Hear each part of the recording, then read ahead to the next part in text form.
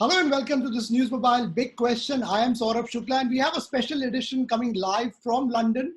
I have two special guests with me today. Straight on, the first question, you are now at, in some ways, the epicenter of COVID in Europe with almost close to over, as my team just pointed out, almost 192,000 plus cases.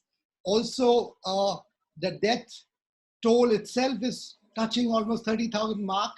How did UK get there? What did really go wrong in managing the COVID crisis there? Yes, the first thing in this is that the scientific advice that was given to the government has evolved.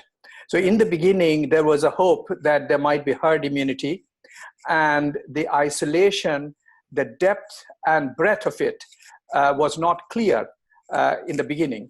As time went on, it evolved.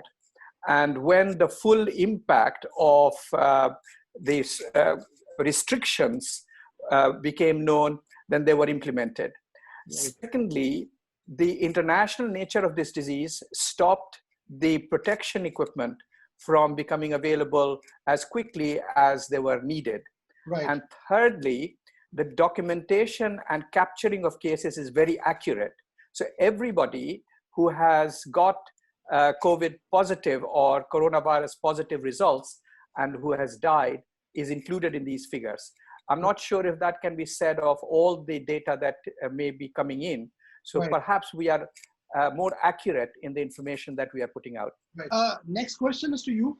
Tell me, is it a challenge getting PPE and some of the other equipment, especially when you're treating patients? I know it's a very, very dire situation for most of the countries. How is the situation on the ground there in UK? I mean, it has been challenging because there has been a late response as far as the government's response is concerned, especially when it comes to PPE, because no one expected that the crisis will be so bad. And to be frank, none of the countries in the world were prepared for such a big disaster and such an epidemic to such a big extent. Right. As far as PPE is concerned, the government has been working day and night to try and bring the PPE to the forefront as much as possible. But unfortunately, there are still some gaps here and there. Although I would say that in most of the scenarios where the intensive care patients are, the PPE has reached now, which is slightly late, but at least is there now. Right. My quick second question to you is a supplementary. I gather that you also advise the Indian government sometimes. Globally, India's response is being hailed as something as proactive. What is your take? What can UK learn from the Indian experience when it comes to dealing with COVID? I think what India can possibly learn from UK experience is because we are in the middle of the crisis, we are at the peak of the epidemic, and India is possibly heading towards it. No one knows what the response and what the situation will be in India in the coming weeks. Possibly India may just escape with some damage. But one thing that India did at a very early stage, which has been helpful, is that Prime Minister Modi set up this lockdown at a very, very early stage. And that is where we did not do things right, because again, the lockdown done by UK was at a very late stage. And that is where India has been successful. But the one thing that I still think that India can do better is test more people, because unless you test more people, pick up all these positive cases, segregate them, keep them separate, that is how countries like Germany, South Korea, and Singapore have been successful. Right. Professor Gautam, my next question is to you. How soon do you see the possibility of a vaccine coming? Because I know that there are several trials happening across the world, in UK as well. Oxford University is conducting some trials. How soon do you see the possibility of a COVID vaccine coming out? If I may suggest, the question you really want to ask is how effective will that vaccine be? Okay, sure. There is such a vast effort happening, of which India is a part, of which UK is a part. 30 countries are in the front line of vaccines and therapeutic agents working on it. The point is that this virus has got a history of mutating. So once the original sequence is mapped, you can design a vaccine around that sequence. What the problem is, when it mutates, how effective will the vaccine be? Because if you're immunizing me against a sequence which is no longer valid for the next generation of the vaccine, of the virus, then you have to start this all over again. So this is a battle. And I would say that just as in any war, you want all different weapons. So Right. vaccine is one weapon, medicines are another weapon, isolation is a third weapon. When you put it all together, I am very sure that vaccines already are in the final stages of design. They will be tested. Again, India and UK are both part of it. I'm Right. sure that they can be rolled out. Safety we have to ascertain, and its effectiveness for future iterations of the virus is something that you want to be cautious about. Okay, Rani, my next question is to you. Obviously, when I was talking to some Italian doctors, at the height of the crisis in Italy, and obviously they found it very difficult at times to treat everyone. What has been the UK, experience so far?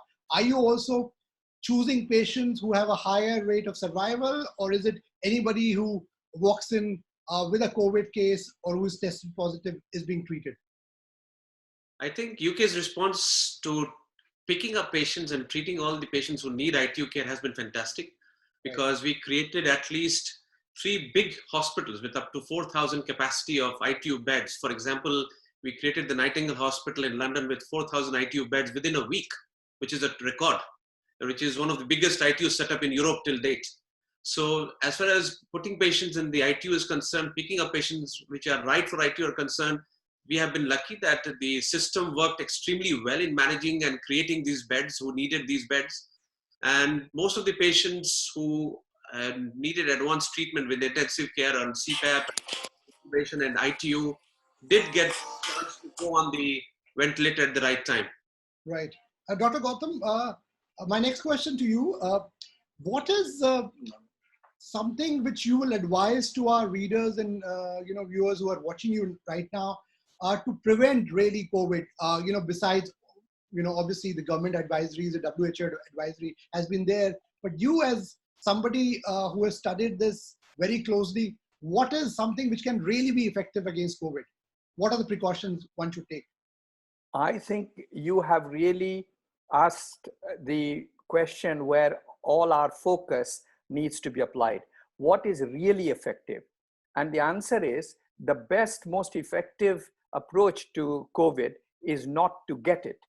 So by not catching it, we are doing the most effective response. Now, not catching it is in theory very simple. We remain at a distance from somebody who may be carrying it so that we don't catch it. Once it has been caught, 99% people will get better. 1% won't. So it is something that we have to be careful about, not to get panicky and not to feel that catching it is the end of the world. But some people, for them, it is.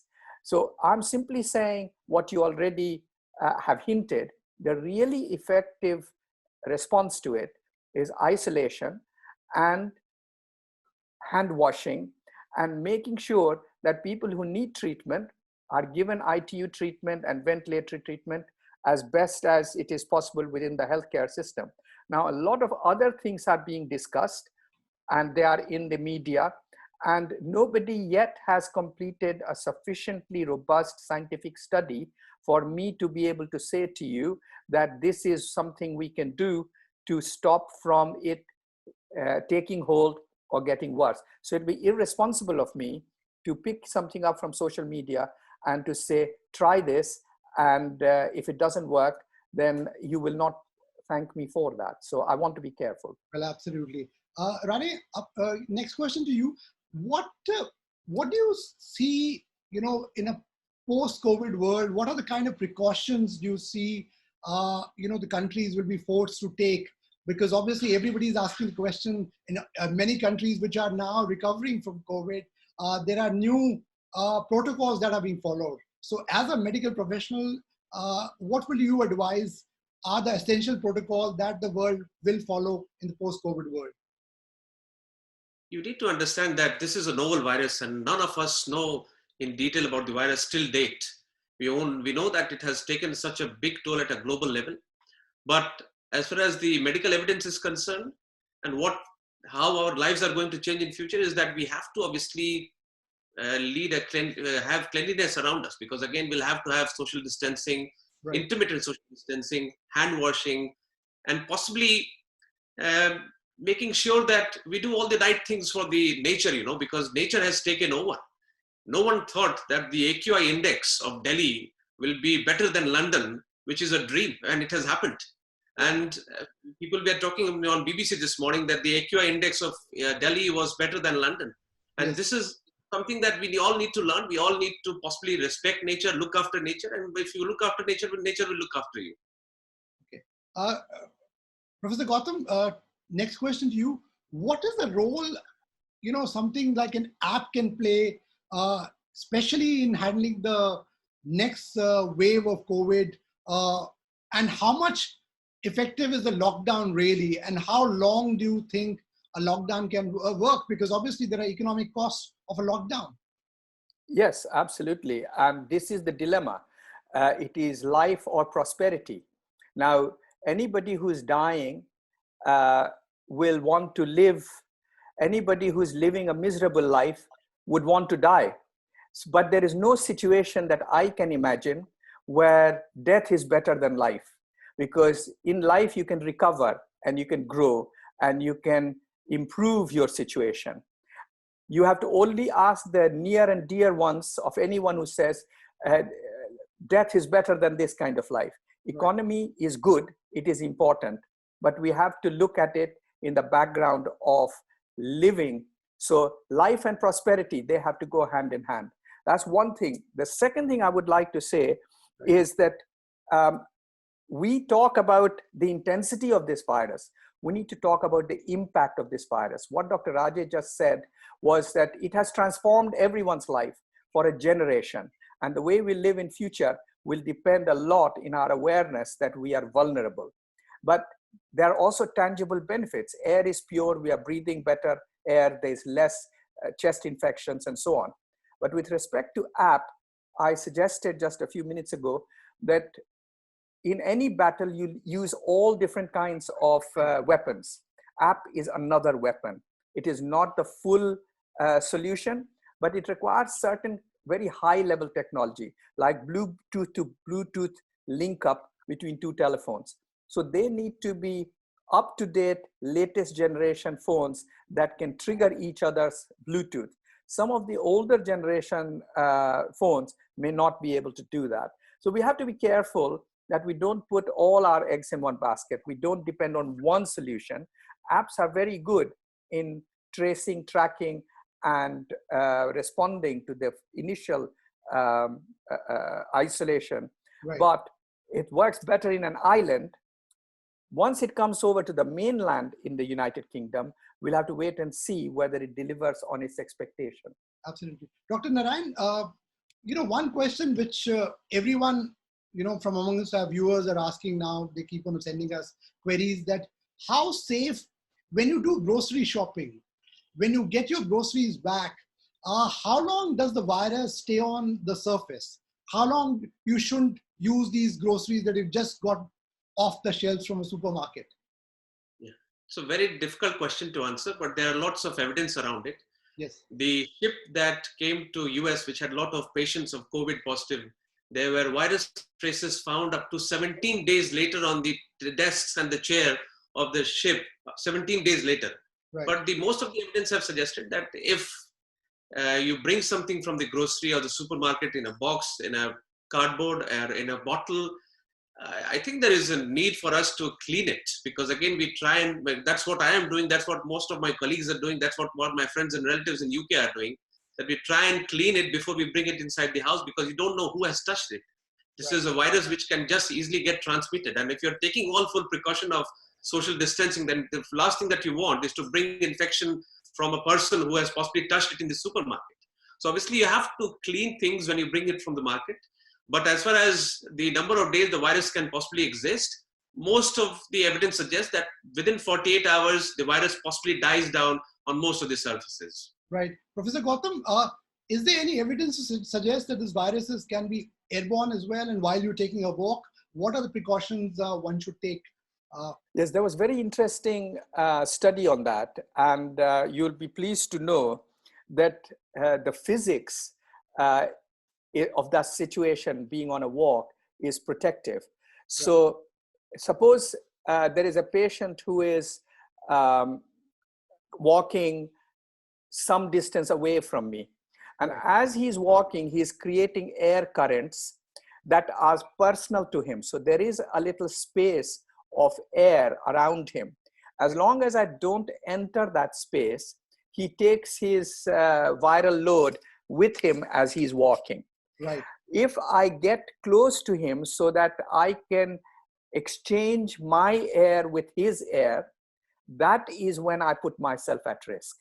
Right. Therefore, the air current that is walking with me when I'm going on a walk, or when somebody else is going on a walk, that is a little zone around that individual. And what other people have to do is to avoid that zone. Now, that zone is not very great. It is only a few centimeters.